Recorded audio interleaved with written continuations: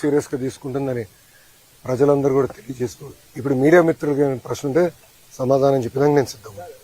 కార్మికుల కన్నా తక్కువ ఉన్నారు, కాంట్రాక్ట్ కార్మికులు కూడా తొలగించారు, పర్మనెంట్ కార్మికులు కూడా తొలగించారు, నిర్వహణ లోపం కూడా ఉంది, అందుకే ప్రమాదం జరిగిందని కార్మిక సంఘాలు ఆరోపిస్తారు. ఇప్పుడు మీరు చూస్తే తక్కువ మంది ఉన్నారు కనుక ఈ ప్రమాదం జరగలేదు.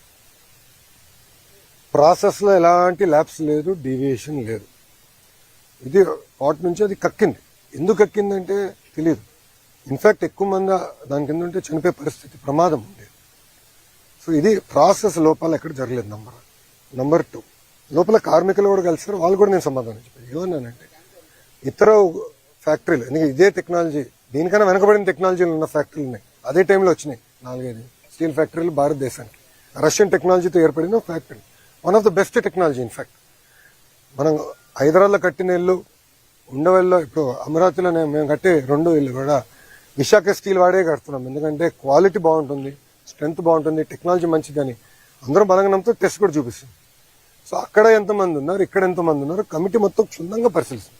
చేసి తగిన చర్యలు మేము తీసుకుంటాం.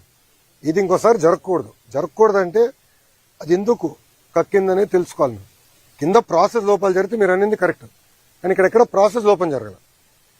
కెమికల్ రియాక్షన్ అంతా ముందల స్టేజ్లో జరిగిపోతుంది. ఫైనల్ మెటల్ వచ్చి ఇక్కడ నుంచి ఒక క్యూబ్ గా తయారయ్యి రన్నింగ్ ప్రాసెస్ జరుగుతుంది. దాని తర్వాత ఇంకా మిగతా ప్రోడక్ట్స్ తయారవుతాయి. సో ఇక్కడ ఎలాంటి కంటామినేషన్ జరిగేదానికి, కెమికల్ ప్రాసెస్ లో తప్పు జరిగేదానికి లేదు. కానీ ఎందుకు జరిగింది, ఎలా జరిగింది, ఏమైంది అనేది తెలుసుకోవాల్సిన అవసరం అందరు. అక్కడ పనిచేసిన కార్మికులకు తెలియదు. ఎందుకంటే 30 సంవత్సరాల నుంచి అక్కడనే పనిచేసిన వాళ్ళు అన్నారు, సార్ మొదటిసారి జరుగుతుంది. సెక్షన్ ఇన్ఛార్జ్ 92 నుంచి పనిచేస్తున్నారు, ఆయన ఎప్పుడు చూడలేదు. సో ఎక్స్పర్ట్స్ కే తెలియదు ఇది ఇక్కడ పనిచేసిన కార్మికులకి పర్యవేక్షణలో ఉన్న లీడర్షిప్ కూడా తెలియదు. అందుకే ఎక్స్పర్ట్స్ వస్తున్నారు. ఎక్స్పర్ట్స్ వస్తే వాస్తవాలు తెలుసుకుంటాం, తగిన చర్యలు తీసుకుంటాం. అది